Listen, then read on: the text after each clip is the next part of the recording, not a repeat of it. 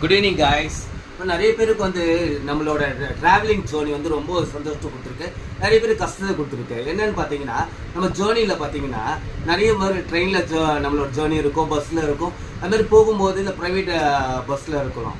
So போகும்போது என்னென்னு பார்த்தீங்கன்னா நம்மளுக்கு ஒரு சீட் அலாட் பண்ணியிருப்பாங்க, இல்லை நம்மளுக்கு வந்து ஒரு சீட் கிடைக்கும். ஸோ அம்ரித்சரில் போகும்போது நம்ம பக்கத்தில் உட்காந்துருக்கோம், என்ன பண்ணுவாங்கன்னா அந்த ஃபுல் சீட் இருக்கும்ல, அந்த ஃபுல் சீட்டில் வந்து முக்கால்வாசி அவங்க அகாமடேட் பண்ணியிருப்பாங்க. ஸோ நம்ம உட்கார போகும்போது அவ்வளோ கஷ்டமாக இருக்கும், சொல்லவும் முடியாமல் என்னடா இவங்க இப்படி உட்காந்துருக்கோம். இல்லைன்னா என்ன பண்ணுவாங்கன்னா அவங்க லக்கேஜ் எடுத்து அந்த சீட்டில் வச்சுருப்பாங்க, அது ட்ரெயினாக இருந்தாலும் சரி, பஸ்ஸாக இருந்தாலும் சரி.